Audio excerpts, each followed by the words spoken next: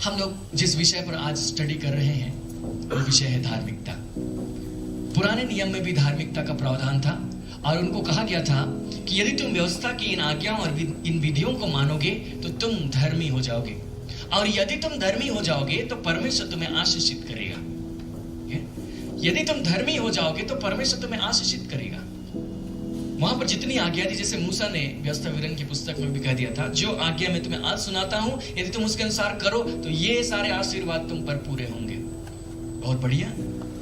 लेकिन वे उनको नहीं मान पाए, क्योंकि व्यवस्था में कितनी आज्ञाएं हैं अलग अलग। क्या आपको मालूम है? वहां 10 आज्ञाएं तो है, लेकिन सिर्फ 10 नहीं है। जो यहूदी विद्वान है उन्होंने उसकी गिनती करके नोट किया है कि कितनी आज्ञाएं हैं व्यवस्था में, और उन्होंने बताया है कि उसमें 613 आज्ञाएं। व्यवस्था में 613 आज्ञाएं, अलग अलग आज्ञाएं, जिनको मानने के लिए यहूदियों को नियुक्त किया गया था। यदि तुम इसको मान पाओ तो आशीष पाओगे, मान पाओगे तो धर्मी ठहरोगे तो आशीष पाओगे। तो क्या मजाल कि कोई 10 आज्ञाओं के अलावा और किसी आज्ञा को मान पाए? 613 आज्ञा बहुत दूर की बात होती है। आप 500 आज्ञा ही सुना दीजिए, किसी को नहीं मालूम 500 आज्ञा क्या, 613 आज्ञा क्या, मुझे भी नहीं मालूम। मुझे उसमें कोई इंटरेस्ट भी नहीं, क्योंकि मैं जानता हूं कि मेरे लिए धर्मी ठहरने का कोई दूसरा मार्ग परमेश्वर ने ठहराया। लेकिन अगर कोई व्यक्ति धर्मी हो जाए तो परमेश्वर उसके साथ में क्या करेगा? भजन संहिता की पुस्तक अध्याय 5 और उसके 12। भजन संहिता की पुस्तक अध्याय 5 और उसके 12 यहाँ लिखता है, क्योंकि भजन संहिता अध्याय 5 और उसके 12 हम लोग यहां से पढ़ते हैं। लिखता है, क्योंकि तू धर्मी को आशीष देगा, हे यहोवा तू उसको अपने अनुग्रह रूपी ढाल से घेरे रहेगा। हालेलुया। परमेश्वर किसे आशीष देगा? धर्मी को आशीष देगा। उसने कहा कि परमेश्वर अगर आशीष देगा तो धर्मी को आशीष देगा और उसकी सुरक्षा करेगा। सो अगर कोई व्यक्ति धर्मी नहीं है तो परमेश्वर उसे आशीष नहीं देगा। लेकिन पिछले हफ्ते जब हम लोग यहाँ पर आए थे तो हम लोग ये देख रहे थे कि हम लोग तो आशीष के वारिस ऑलरेडी हो गए हैं। इसका मतलब कहीं ना कहीं हम लोग इस बात को पार कि कहीं ना कहीं हम लोग धर्मी बनाए गए होंगे। कैसे या नहीं, हम लोग उसको थोड़ी देर में देखेंगे। फिर हम लोग इसी भजन संहिता की पुस्तक से ही देखेंगे। यदि एक व्यक्ति धर्मी हो जाए तो उसके साथ में क्या होगा? भजन संहिता की पुस्तक और उसके अध्याय 34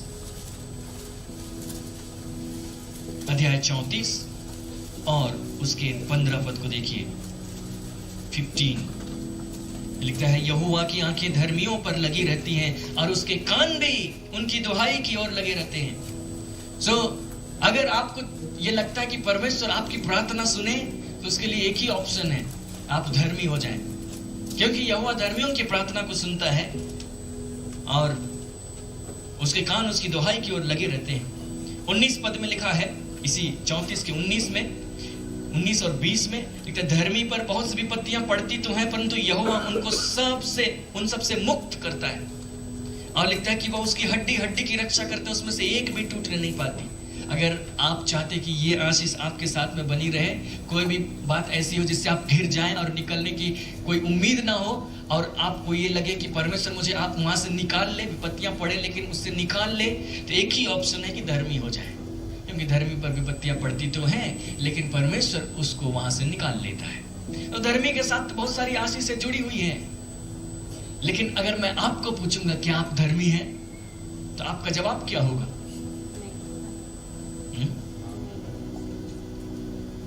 कितने लोग कहेंगे कि मैं धर्मी हूं? हाथ उठाइए। कुछ गिने हुए लोग। और कितने लोग कहेंगे कि मैं धर्मी नहीं हूं? हाथ उठाइए। डाउट है।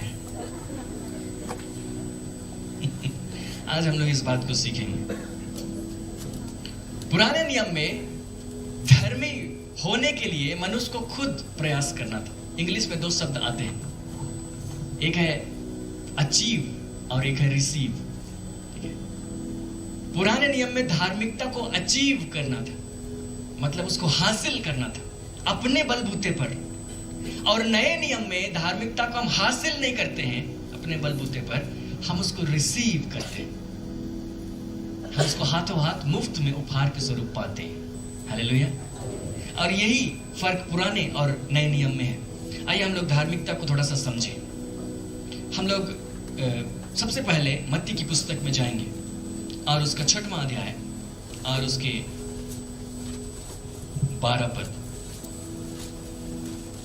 आमतौर पे धार्मिकता के विषय में जो परिभाषा दी जाती है वो ये है कि आप में एक भी दोष नहीं है, ये कह दिया जाए तो आप धर्मी हैं। इंग्लिश में भी इसका यही मीनिंग होता है, जस्टिफाइड। लेकिन जब हम बाइबल को स्टडी करते हैं तो उससे थोड़ा गहरा अर्थ देती है, इसलिए हम यहाँ से स्टार्ट करते हैं। यहाँ हम लोग इस वाक्य से परिचित हैं, इसको आमतौर पर दूर आते रहते हैं। आइए हम लोग इसको एक साथ कहें। और जिस प्रकार हमने अपने अपराधियों को क्षमा किया है, वैसे ही तू भी हमारे अपराधों को क्षमा कर।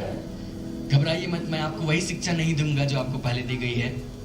जिस प्रकार हमने अपने अपराधियों को क्षमा किया। अपराधियों के लिए जो यूनानी शब्द इस्तेमाल किया गया है, और जहां अपराधों के लिए जो यूनानी शब्द इस्तेमाल किया गया है, वो अपराध का शब्द नहीं है, वो कर्ज है। इंग्लिश में उसको हूबहू अनुवाद किया गया है, and forgive us our debts, हमारे कर्ज माफ कर, as we forgive our debtors, जैसे हम अपने कर्जदारों को माफ करते हैं। अगर आपके पास BSI बाइबल है तो आप इसको वेरीफाई कर सकते हैं। जहां पर आपके BSI बाइबल में लिखा है अपराधियों, उसके ऊपर स्टार लगा हुआ मिलेगा, और उसका नीचे अर्थ आपको ढूंढकर आप देखेंगे तो वहां लिखा है 12 मूल में कर्जदार, ठीक है। और जहां पर आपको अपराधों शब्द लिखा गया है, उसके ऊपर छोटा सा क्रूस बना हुआ है, उसी को नीचे आप ढूंढ कर देखेंगे, लिखा है मूल में कर्ज। मतलब मूल यूनानी भाषा में चले जाएं तो इस वाक्य का अर्थ यह होगा कि जिस प्रकार हमने अपने कर्जदारों को माफ किया है, वैसे ही तू भी हमारे कर्ज को माफ कर। लेकिन भाई हम तो कहते जिस प्रकार हमने अपने अपराधियों को क्षमा किया, वैसे तू हमारे अपराधों को क्षमा कर। क्योंकि हमने परमेश्वर से कर्ज कब लिया जो हम उसको माफी मांग रहे हैं, है ना। और कोई किसी ने हमसे कर्ज कब लिया जिसको हमने क्षमा किया होगा। लेकिन ये एक अलंकार था जिसके द्वारा ये बताया जा रहा था कि जब कोई मनुष्य हमारे प्रति अपराध करता है और हम उसको क्षमा करते हैं, तो मानो हम उसको कर्ज देते और उसको क्षमा कर देते। किसी ने हमसे कर्ज ले लिया और हम उसको क्षमा कर दिए। तो किसी ने हमारे प्रति पाप किया, अपराध किया, हमारा नुकसान किया, तो मानो उसने हमारे लिए हमसे कर्ज ले लिया और हमने उसको क्षमा कर दिया, तो हमने उसका कर्ज माफ कर दिया। उसी प्रकार हम परमेश्वर से कह रहे हैं कि हमने भी तेरा कर्ज ले लिया है पाप करके, तो तू भी हमारे कर्ज माफ कर। सो पाप के लिए जो शब्द इस्तेमाल किया जा रहा है वो कर्ज। हम लोगों के अकाउंट बैलेंस होते हैं, प्राय आप में से हर एक के होंगे, किसी को छोड़कर।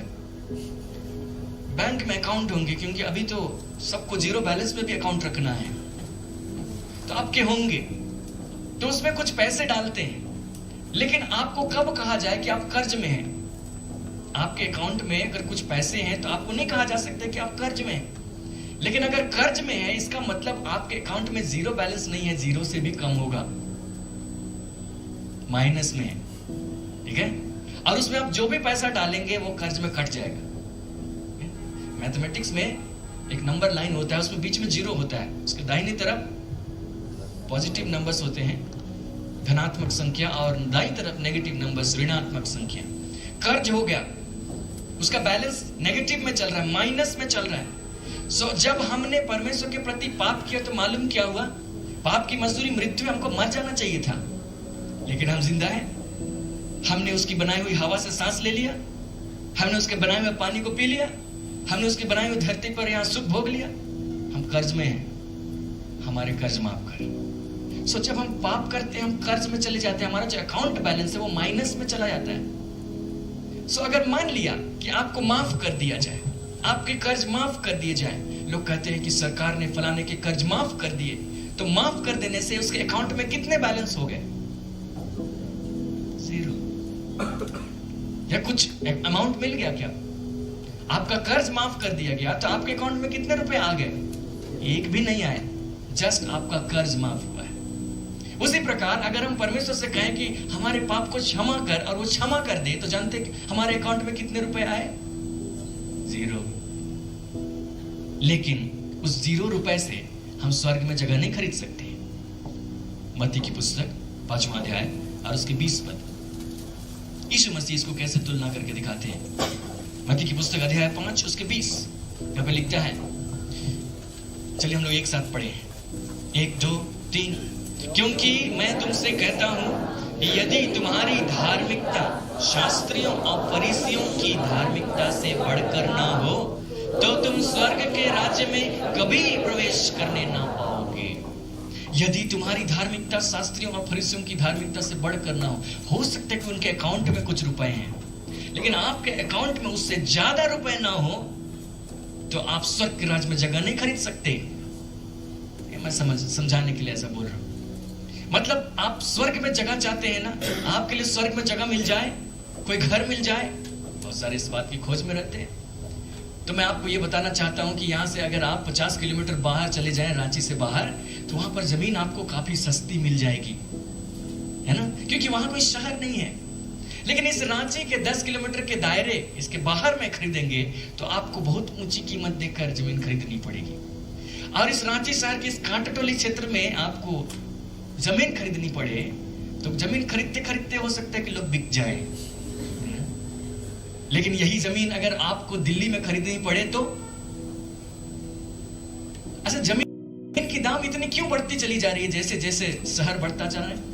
क्योंकि वहां चमक दमक, वहां की सुविधा बढ़ती जा रही है ना। बाहर वीरान में जहां कोई सुविधा नहीं है वहां जमीन की कीमत भी कम है, लेकिन जहां पर सारी सुविधाएं हैं जो लोग चाहते हैं वहां जमीन की कीमत भी ज्यादा है। तो आप क्या सोचते हैं कि जीरो बैलेंस लेके आपको स्वर्ग में कोई जमीन का टुकड़ा मिल जाएगा? यीशु मसीह ने कहा यदि तुम्हारी धार्मिकता शास्त्रियों और फरीसियों की धार्मिकता से बढ़कर ना हो, यदि तुम्हारे अकाउंट में कुछ खास बैलेंस ना हो तो तुम स्वर्ग के राज्य में जमीन नहीं खरीद सकते। जो वहां के यरूशलेम की जानकारी दी गई है नए नियम में, प्रकाशित वाक्य में, तो वहां लिखा है कि वहां तो सड़क ही सोने की है। तो आप क्या सोचते हैं कितना कीमत अदा करके वहां खरीदना पड़ेगा? शास्त्री और फरीसी तो नहीं खरीद सकते हैं। और जानते हैं शास्त्री और फरीसियों की धार्मिकता कितनी थी? हम जरा सा कंपेयर करें। लूका का सुसमाचार अध्याय 18 और उसके 10 पद से देखिए, यीशु मसीह एक दृष्टांत दे रहे थे और उसने बताया कि शास्त्रियों और फरीसियों की धार्मिकता क्या है। मैं आपको थोड़ा सा बता दूं कि ये शास्त्री और फरीसी कौन लोग थे। ये वे लोग थे जो उस समय पुराने नियम यानी कि पवित्र बाइबल को स्टडी करते थे। उसके हिसाब से वे ये जानने की कोशिश करते थे, ये बताने की कोशिश करते थे कि परमेश्वर कैसा है। तो कम से कम वो शास्त्री या फरीसी इतना तो जरूर जानता था कि परमेश्वर सब कुछ जानता है, उससे कुछ भी छिपा हुआ नहीं है, उसको हम झूठ नहीं बोल सकते। अगर झूठ बोल भी दे तो पकड़े जाएंगे। तो यहाँ पे दो लोग हैं कि दो मनुष्य मंदिर में प्रार्थना करने के लिए गए। एक फरीसी था, दूसरा चुंगी लेने वाला। प्रार्थना करने वालों में एक व्यक्ति फरीसी है, दूसरा व्यक्ति चुंगी लेने वाला है। अब इस फरीसी को मालूम है कि परमेश्वर सब कुछ जानता है, मैं उसको झूठ नहीं बोल सकता हूँ। और उससे क्या प्रार्थना करता है? नेक्स्ट वर्ड, फरीसी खड़ा होकर अपने मन में यूं प्रार्थना करने लगा कि हे परमेश्वर, मैं तेरा धन्यवाद करता हूं कि मैं और मनुष्यों की नाई अंधेर करने वाला, अन्यायी और व्यभिचारी नहीं, और ना इस चुंगी लेने वाले के समान हूं। उसने बताया कि मैंने धार्मिकता के काम किए हैं, मैं अन्याय नहीं करता, मैं अंधेर नहीं करता, मैं इस चुंगी लेने वाले के समान भी नहीं हूं। और मैं क्या करता हूं? मैं सप्ताह में 2 बार उपवास रखता हूं, मैं अपनी सब कमाई का 10वांश देता हूं। और मैं आपको बताऊं कि जब ये प्रार्थना कर रहा है तो झूठ नहीं बोल रहा है, क्योंकि उसको मालूम है कि परमेश्वर को ठग नहीं सकते। मैं सप्ताह में 2 बार उपवास रखता हूं, मैं अपनी सब कमाई का 10वां अंश भी देता हूं। यीशु मसीह ने कहा कि तुम सौंफ और पुदीने का भी 10वां अंश देते हो, जो खेती करके वे निकालते थे। क्या आप सप्ताह में 2 बार उपवास रखते हैं? क्या आप अपनी सब कमाई का 10वां अंश देते हैं? यीशु मसीह के कथन के अनुसार यदि आपकी धार्मिकता इस फरीसी की धार्मिकता से बढ़कर ना हो, स्वर्ग के राज्य में कदापि प्रवेश नहीं कर सकते। अगर वो सप्ताह में 2 बार करते हैं तो शायद आपको 3 बार करना चाहिए। लेकिन क्या पता कोई फरीसी 3 बार भी करता हो सकता है कि आपको सप्ताह भर उपवास करना चाहिए। क्योंकि यीशु मसीह ही बता रहे कि एक फरीसी ऐसे प्रार्थना कर रहा कि मैं अंधेर नहीं करता, मैं व्यभिचार नहीं करता, मैं चुंगी नहीं लेता, मैं ये नहीं करता, मैं वो नहीं करता, और सप्ताह में 2 बार उपवास रखता हूं, सब कमाई का 10वां अंश भी देता हूं। और इस फरीसी को रिजेक्ट कर दिया गया, इसकी प्रार्थना परमेश्वर ने नहीं सुनी। इसके बाद पापी की प्रार्थना लिखी गई है, जस्ट दिखाइए। चुंगी लेने वाले ने दूर खड़े होकर स्वर्ग की ओर आंख उठाना भी न चाहा और अपनी छाती पीट पीट कर कहे, परमेश्वर मुझ पापी पर दया कर। नेक्स्ट, मैं तुमसे कहता हूं कि वह दूसरा नहीं दूसरा मतलब वो फरीसी नहीं, परंतु यही मनुष्य धर्मी ठहराया जाकर अपने घर गया।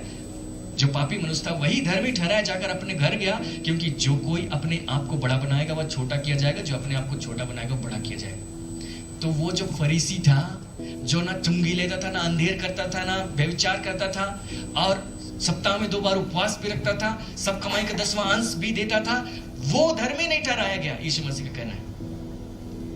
सो आपकी धार्मिकता उससे बढ़कर होनी चाहिए। अगर उससे बढ़कर नहीं है, आपके अकाउंट में उसके धार्मिकता के कामों से जितना बैलेंस आ रहा है उससे ज्यादा नहीं हुआ, तो आप जगह नहीं पा सकेंगे। बहुत भारी समस्या में पड़ गए। ये नहीं है कि आपके पापों की क्षमा हो गई तो आप स्वर्ग में प्रवेश कर जाएंगे।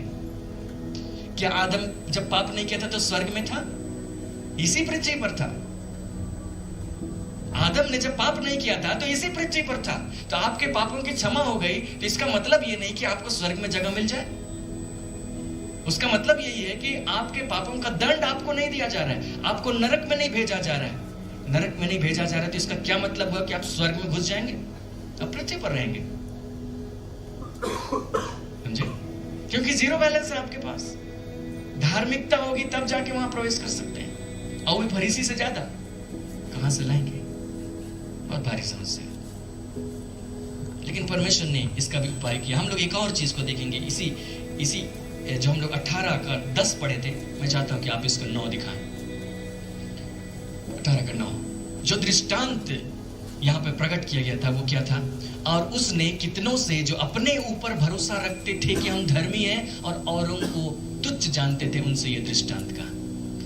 जो लोग अपने आप को सोचते थे कि हम धर्मी हैं और दूसरों को तुच्छ जानते थे, जैसे फरीसी सोचता था कि मैं धर्मी हूं और उसने धार्मिकता के कामों को किया। कई बार अगर आप इस प्रकार से सोचें कि मेरे कामों की बदौलत परमेश्वर मुझे ग्रहण करेगा, मेरे पवित्र चाल चलन की वजह से, क्योंकि मैं चुंगी लेने वाले के समान नहीं हूं, मैं अन्यायी नहीं हूं, मैं अंधेर नहीं करता, मैं व्यभिचारी नहीं हूं, इसलिए परमेश्वर मुझे ग्रहण करेगा, तो आप फरीसी की कैटेगरी में। इसके बाद एक और व्यक्ति आया था जो यहूदियों का सरदार में से था। इसी 18वें अध्याय के ही 18 पद से देखिए। और वो यीशु मसीह के पास आया और यीशु मसीह के पास आकर कहने लगा कि हे उत्तम गुरु, अनंत जीवन का अधिकारी होने के लिए मैं क्या करूं? यीशु ने उससे कहा, तू मुझे उत्तम क्यों कहता है? कोई उत्तम नहीं, केवल एक, अर्थात परमेश्वर। तू आज्ञाओं को तो जानता है, व्यभिचार न करना, हत्या न करना, चोरी न करना, झूठी गवाही न देना, अपने पिता अपनी माता का आदर करना। उसने कहा, मैं तो इन सबको लड़कपन से ही मानता आया हूं। उसने कहा, अनंत जीवन का अधिकारी होने के लिए क्या करूं? तो तुम तो आज्ञाओं को जानते होगे, ये सारी आज्ञाएं। उसने कहा कि मैं लड़कपन से इन सबको मानता आया हूं। कितनी खुशी की बात। यीशु मसीह को शाबाशी देना चाहिए था। शाबाश मेरे बच्चे, तुम ही अनंत जीवन पाने के लायक हो, क्योंकि तुम इन सारी बातों के पालन करते आए हो। लेकिन यीशु मसीह ने यह सुनकर उससे कहा, 22, तुझ में अब भी एक बात की घटी है। अपना सब कुछ बेचकर कंगालों को बांट दे, तुझे स्वर्ग में धन मिलेगा और आकर मेरे पीछे हो ले। अपना सब कुछ बेच दे। इसी के ठीक पहले एक घटना घट रही है जिसमें वो व्यक्ति अपने कामों पर भरोसा रखता था कि वो धर्मी है, कि मैं ऐसा करता हूं, मैं वैसा करता हूं, मैं वैसा करता हूं, और जाकर परमेश्वर को दुहाई दूंगा कि मैंने ऐसा किया तो मेरी सुन लेगा। नहीं सुन। और दूसरा व्यक्ति वो आके कहता है, जीवन का अधिकारी होने के लिए मैं क्या करूं? तो आज्ञाओं को तो जानते हो। यीशु मसीह ये नहीं कह रहे थे कि इन आज्ञाओं को पालन करने के द्वारा तुम धर्मी बन जाओगे। वो यही दिखा रहे थे कि ऐसा कोई ना कोई जगह जरूर मिल जाएगा जहां पर तुम उलझे हुए हो। जब यीशु मसीह के सामने तुम्हें खड़ा कर दिया जाए तो तुम्हारी गलती बता देगा। यीशु मसीह ने स्टैंडर्ड को हाई कर दिया। जब पुराने नियम था उस समय वो स्टैंडर्ड नहीं था, उस समय कह दिया गया था कि हत्या मत करना। जब यीशु मसीह आए तो उसने स्टैंडर्ड हाई कर दिया। उसने कहा कि यदि तुम क्रोध करते हो तुम्हें भी सेम दंड मिलेगा। उसके पहले कहा गया था तुम व्यभिचार मत करना, मतलब शारीरिक रूप से। यीशु मसीह स्टैंडर्ड हाई कर दिया, यदि तुमने अपने हृदय में, तो तुम व्यभिचार कर चुके। तुम ये मत करना, तुम वो मत करना, स्टैंडर्ड हाई कर दिया यीशु मसीह ने। तुमसे कहा गया था अपने शत्रुओं से बैर रखना, उसने कहा अपने शत्रुओं से प्रार्थना करो, स्टैंडर्ड हाई कर दी। पुराने नियम की जो व्यवस्था दी गई थी, जो उसके अनुसार नापा जा रहा था, कोई आदमी उसके सामने आए तो हो सकता है अपने आप को कह सके कि मैं धर्मी हूं, लेकिन जब वो यीशु के सामने आ जाएगा तो यीशु मसीह बता देगा कि उसमें क्या गलती है। और यही इसके साथ में भी हुआ कि ये व्यक्ति आया, उसने कहा कि मैं मानता आया हूं, यीशु मसीह ने कहा कि तुम में अभी भी एक बात की घटी, अपना सब कुछ बेच दो और जब असहाय हो जाओ तो मेरे पीछे पीछे चले आना। हालेलुया। इसका मतलब है कि तुमको अपने ऊपर भरोसा करने की कोई जरूरत नहीं है, तुम उसको बेच डालो, तुमको मेरे ऊपर भरोसा करना पड़ेगा। हालेलुया। आज के दरमियान में अगर परमेश्वर किसी को धार्मिकता दे रहा है या धार्मिक ठहरा रहा है तो सिर्फ एक बूते पर, और वो ये है कि हम अपने पर नहीं लेकिन यीशु मसीह पर विश्वास करते हैं। हालेलुया। हम लोग एक और पद को देखेंगे, रोमियो की पत्री।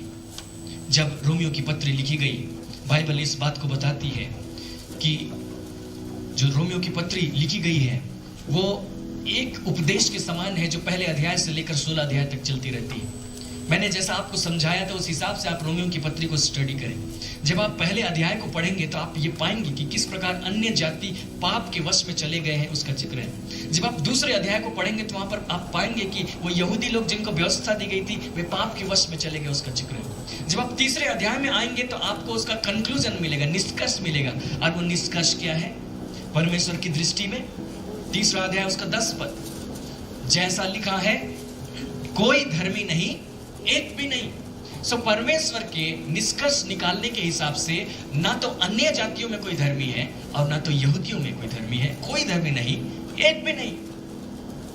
हम लोग इसके 23 पद को पढ़ते हैं और वहां लिखा है कि सबने पाप किया है और परमेश्वर की महिमा से रहित है। सबने पाप किया है और परमेश्वर की महिमा से रहित है।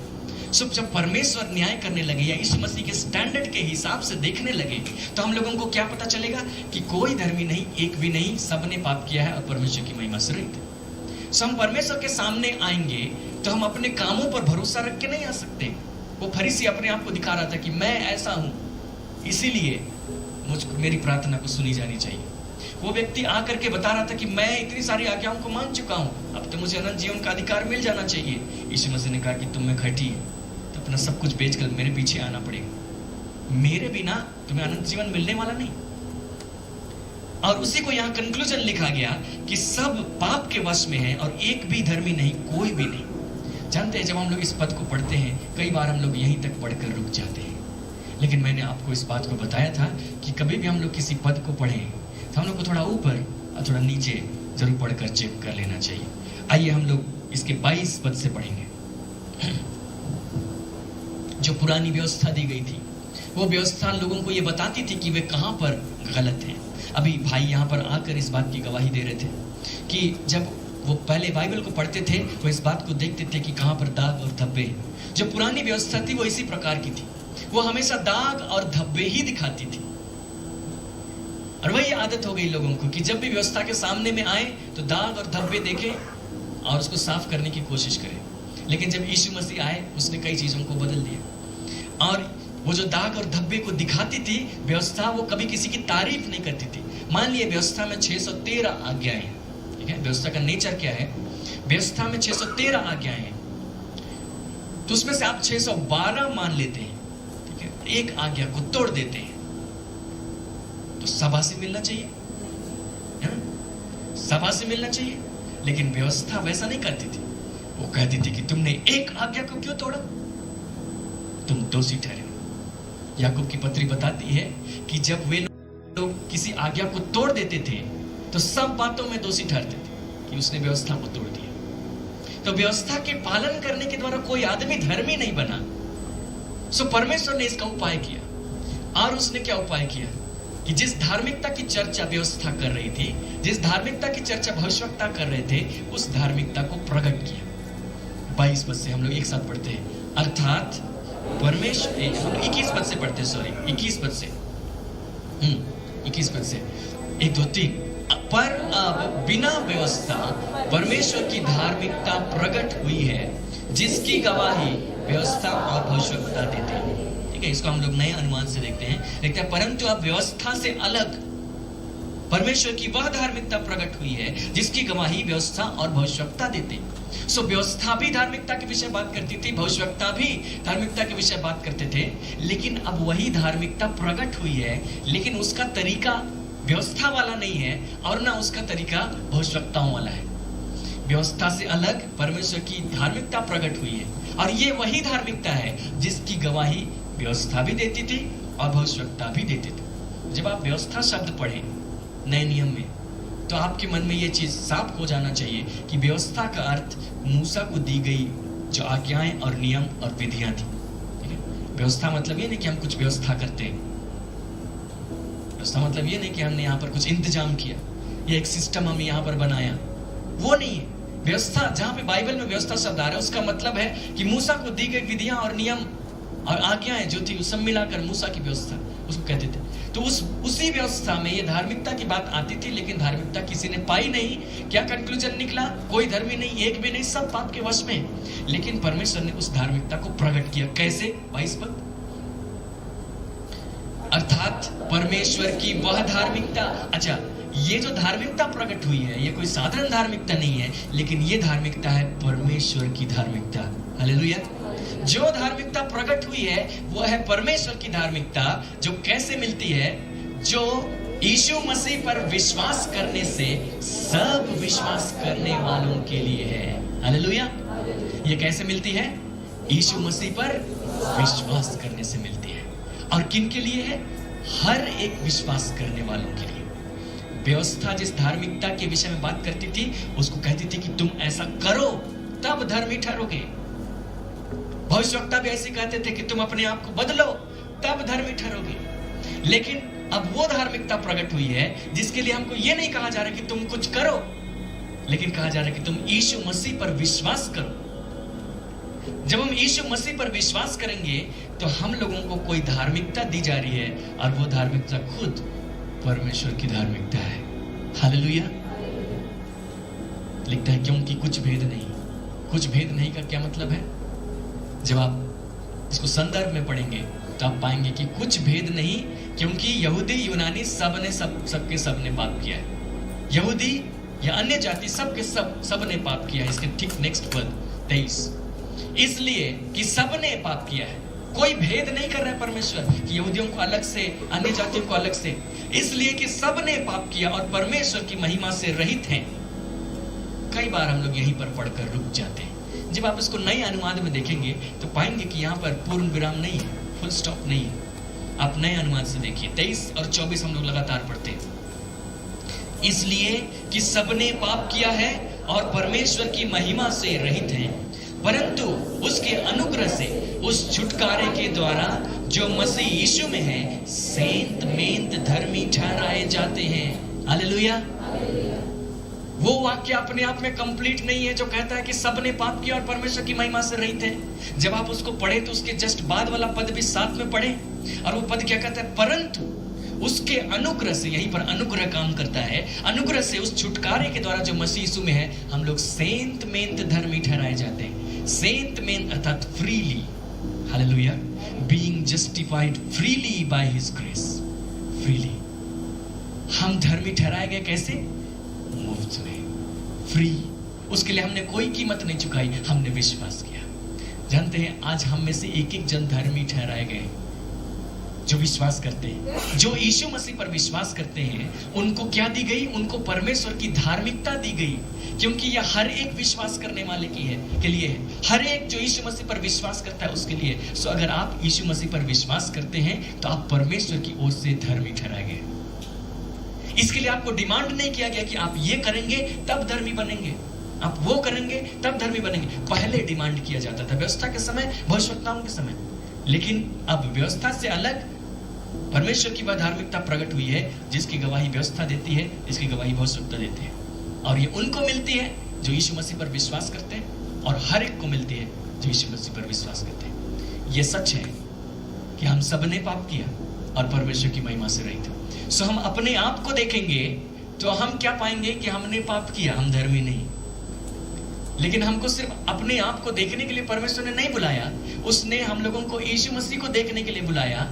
और जब हम यीशु मसीह को देखते हैं तो हम उस पर भरोसा करते हैं, और हमको क्या पता चलता है कि हम मुफ्त में धर्मी ठहराए गए। हालेलुया। सो आप और हम धर्मी ठहराए गए, वो भी मुफ्त में। मुफ्त में कितनी धार्मिकता मिली? परमेश्वर की धार्मिकता। कोई डाउट है क्या? शायद कोई डाउट हो। 2 कुरिन्थ अध्याय 5 पद 21। 2 कुरिन्थ अध्याय 5 और उसका 21।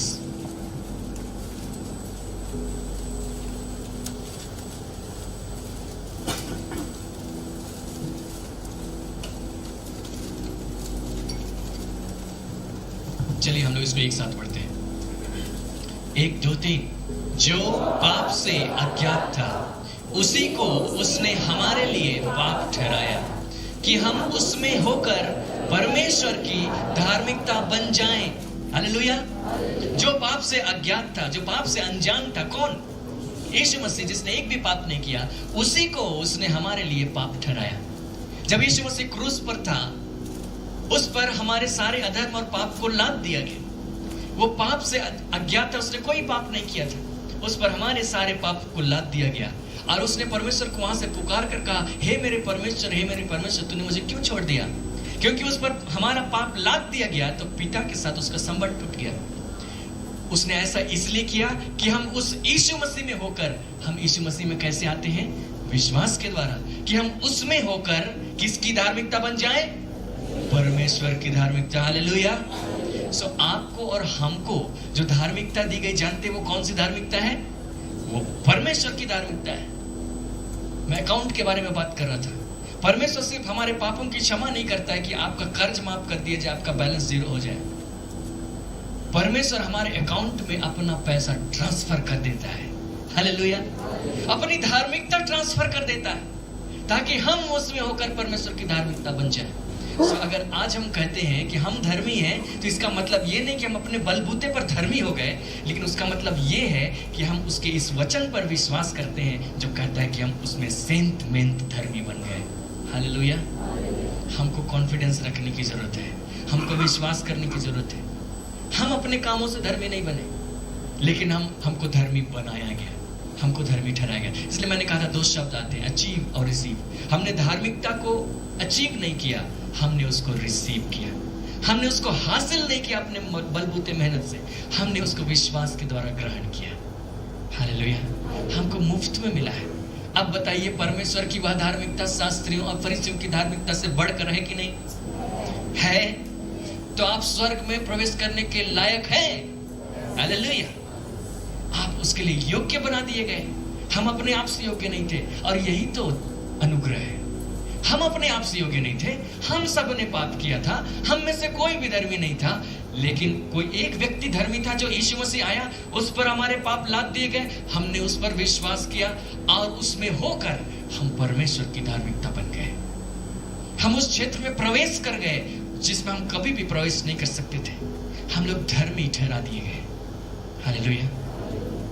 आप और हम साधारण लोग नहीं हैं। संसार के बाकी लोग जिनके पास यीशु मसीह नहीं है, वे अपने बलबूते से अपने आप को धर्मी ठहराने की कोशिश कर रहे हैं और ये दिखाने की कोशिश कर रहे हैं कि परमेश्वर के सामने कि हम ग्रहण योग्य हैं। लेकिन परमेश्वर के सामने जब वे आएंगे तो जरूर यीशु मसीह उनमें से कोई गलती निकाल देगा, क्योंकि उसके पास एक से एक लोग आए, उसने किसी को नहीं कहा कि तुम धर्मी हो।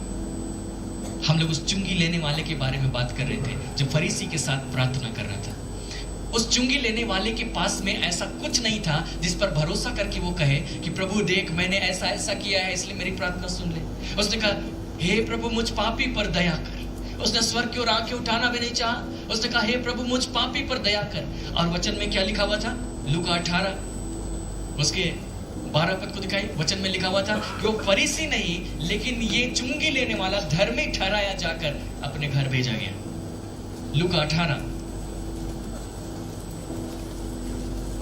और उसके 14 पद को दिखाई।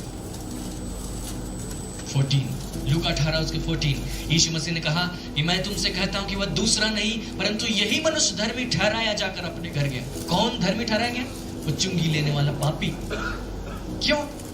क्योंकि उसने विश्वास किया कि उसके पास ऐसा कुछ नहीं जिस पर भरोसा करके परमेश्वर से कहे कि देख, मैं ऐसी चाल चलता आया हूं, इसलिए तुम मेरी प्रार्थना सुन। उसने परमेश्वर पर भरोसा किया कि यदि वो मुझ पर दया करेगा तो यही एकमात्र उपाय है। परमेश्वर ने उसको धर्मी ठहराया। हालेलुया। आज ऐसा नहीं है कि हम लोग आज्ञाकारी नहीं होते, आज ऐसा नहीं है कि हम पवित्र चाल चलन नहीं चलते, ऐसा नहीं है कि हम परमेश्वर के पीछे पीछे नहीं चलते, हम प्रयत्न नहीं करते। हम बस इतना करते कि सारे कामों को करने के बावजूद अपने किसी भी काम पर भरोसा नहीं करते। यदि आपको लगता है कि पिछले एक सप्ताह से मेरा चाल चलन बहुत अच्छा है, इसलिए आज मैं प्रार्थना करूं तो परमेश्वर मेरी सुनेगा, तो आप फरीसी के कैटेगरी में। आप काम कीजिए, काम करना है, मैं उस पर आऊंगा अभी, लेकिन उस पर आप भरोसा मत कीजिए। जो अपने कामों पर भरोसा करते हैं वे अपने आप को धोखा देते हैं। जब आप अपने कामों पर भरोसा करके आएंगे तब यीशु मसीह आपकी गलती निकाल देंगे। लेकिन जब आप अपने कामों पर काम करें या ना करें, लेकिन उस पर भरोसा करें यीशु मसीह पर, तो निश्चित रूप से आप धर्मी ठहराए जाते हैं। हालेलुया। और वास्तविकता यह है कि आप और हम धर्मी ठहराए गए हैं।